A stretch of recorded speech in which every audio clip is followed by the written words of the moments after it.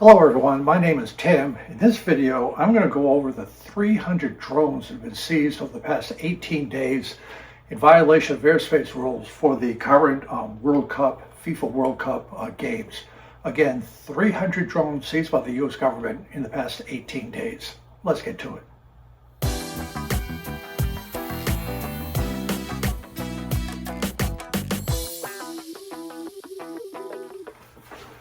I'm filming this video on June 30th, 2026. The FIFA World Cup is being played at various venues in North America, Canada, Mexico, the United States.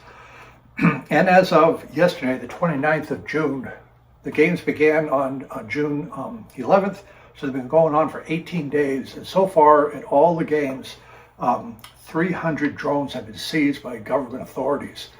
So I think this is an interesting demonstration of how the U.S. government is approaching drone security, low altitude airspace awareness, and just how they're accomplishing this. The good news in all this is nobody's gotten hurt by any drone activity. It appears a lot of the drones that were drone operators were picked up did not even know they're in restricted airspace, but it's a good demonstration of how these days the U.S. government is approaching security for low altitude airspace. So a few details. According to the Transportation Security Administration, federal agents have seized more than 300 unauthorized drones operating near stadiums or related World Cup venues. So there's a 3-mile restricted area around a FIFA game. And if it's a designated FIFA activity, it's a 1-mile radius. That's not a lot of airspace. It's certainly different than, say, a presidential temporary flight restriction, which is 30 miles in diameter. 3 miles over game, 1 mile around the activity.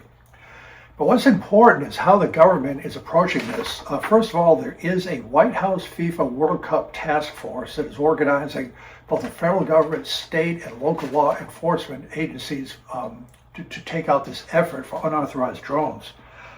This enforcement effort brings together the Transportation Security Administration, or TSA, the Federal Aviation Administration, the FAA, the Federal Bureau of Investigation, the FBI, and the Department of Homeland Security.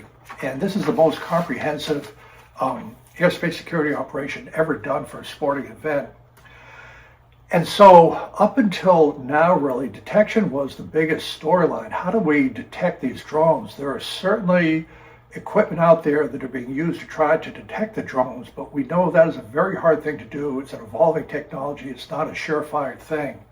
But as we go into more details with how these 300 drones are actually picked up, we get some more insights to how the government is doing this. So what the approach is, they're using counter-UAS unmanned aerial systems to try to pick up the drones, temporary flight restrictions to make it a violation of rules to fly within this airspace. Again, 3 miles around a game, 1 mile around an official FIFA activity. They're using trained personnel, and they're coordinating the federal enforcement together with the local authorities to try to detect the unauthorized operators where they are, the confiscating the drones before they become a larger safety concern. Well, I'll read you an interview with an FBI agent, but what I think is happening is the sheer number of police, observers, security personnel in a relatively small area, 3 miles per game. They're just out there looking with their eyes. When they hear a drone, they see it, they spot it, call it on radio, bring in people to that location. The person who is flying the drone is busy flying the drone, probably not even aware that he or she is violating an airspace regulation, and then they pick up the person from there. So as I mentioned, the good news in all this, with all this activity, nobody has been harmed at a FIFA game or world or event so far. So that is a good thing about it.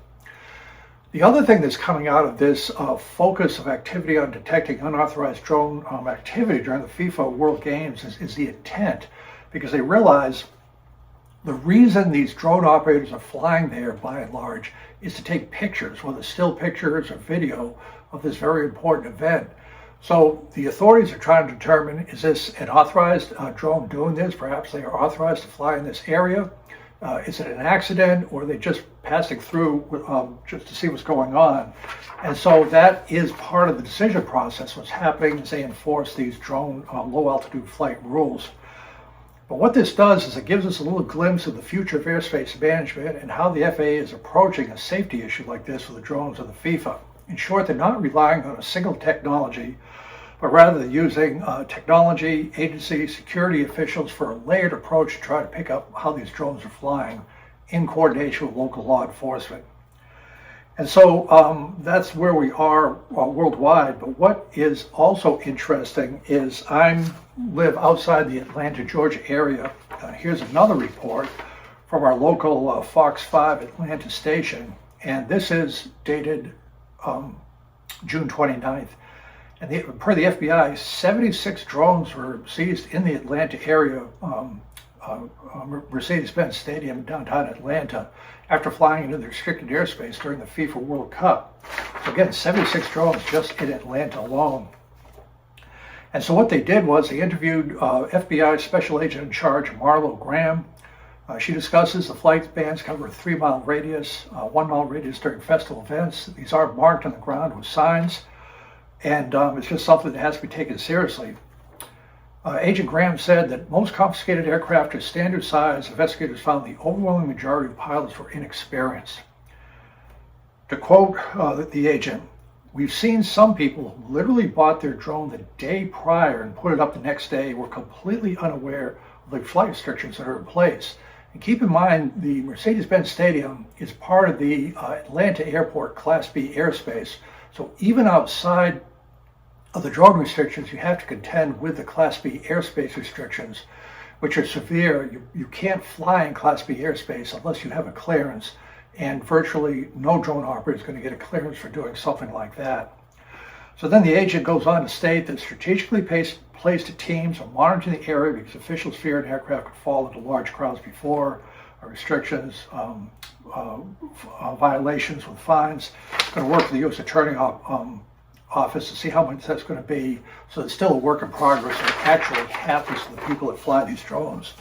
So again, I think it's interesting. In 18 days of FIFA World Competition, 300 drones have been confiscated. We still have a ways to go because the games are not over until July 19th, 2026. So we still have about 2.5 weeks left for this. So we'll see what happens. But that's just an update of where we are with the drones. The government's taking it very seriously, and it's a coordinated effort, layered approach, and again, 300 drones seized in the past 18 days.